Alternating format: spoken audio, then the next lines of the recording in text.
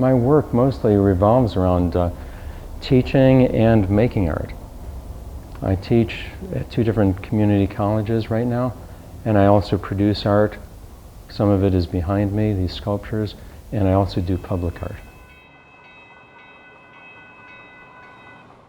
I've been doing public art now, for the past 20, 21, 22 years. Among the projects that I've done, the public art projects, one of very interesting ones that I did was at Hazel Avenue Light Rail. And it got started by my simply submitting my work. The next stop will be Hazel. And with this one, I was awarded one of the light rail projects along the what was called the Folsom Corridor, going from Sacramento on up to Folsom.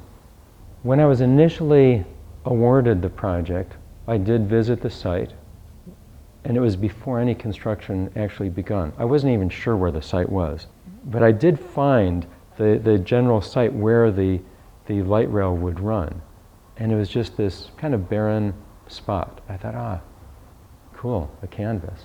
I started acting on the ideas to create this plaza area for the light rail by drawing. I'm always going into the drawing books and going, well, what can be done? How can I develop this idea?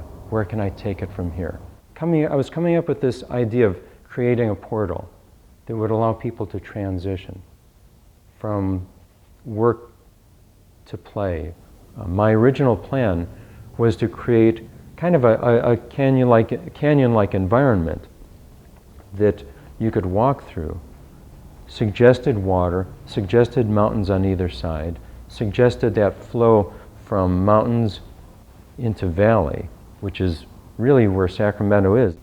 The thinking process of how water travels and how people travel and how things change, how things transition, became an essential concept in the way this piece was developed.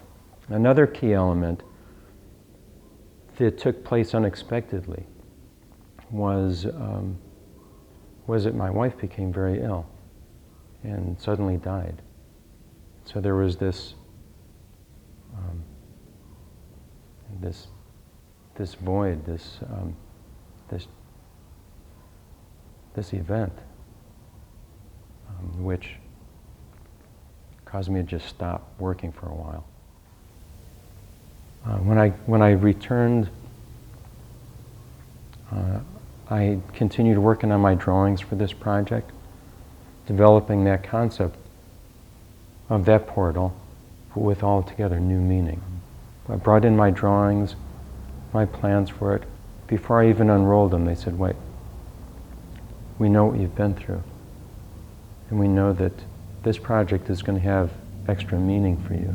We want to support you in creating whatever vision you have. So what we want to do is we want to upgrade all the materials. So instead of do concrete walls with the tile, we want to encourage you to upgrade to stone. I said, all right, let's go for it then. All right. The large split boulder that is the portal at this light rail stop became one of the key elements in it. I felt like a kid in a candy store. I was hopping around on these different stones. I remember him saying, watch out for the rattlesnakes. I'm okay, fine, I'm hopping around and drawing. I'm looking for one large granite boulder that I could then have him split in two to create this portal. Came across one that was naturally split. Kind of an egg shape that had been split into 2 parts, fairly cleanly. I thought, oh, this is it. This is the stone. And so I selected that one, and we selected a number of others as well, smaller ones all around, to create this rock garden. And then I went about to continue my drawings based on the dimensions of those stones, placement of them, and built the rest of the design that I had already started. Built it around the split stone. Welcome to our new Hazel Light Rail Station and the grand opening day of our light rail extension proposal. We want to thank all of you for coming out today to share in this major milestone in public transportation in our region. This would not have been possible without the help of many, many regional partners. You know, there are many reasons why I build these environments, many reasons why I build these sculptures, many reasons why I make art. And then there are some very personal, deep down purposes behind it as well. A work of art, when it's out there in the public, should be open to varying levels of interpretation. That sometimes the best art has a level of ambiguity in it that allows the viewer to become a part of it. And I think that's what art does, really. That we tend to provide, that artists provide something that will give our fellow humans something to appreciate, something to enjoy, something to allow them to have a little introspection,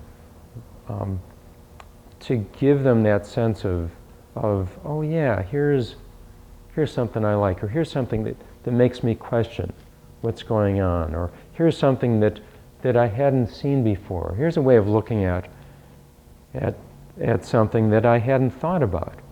That's what artists really are here to do. Rock and roll!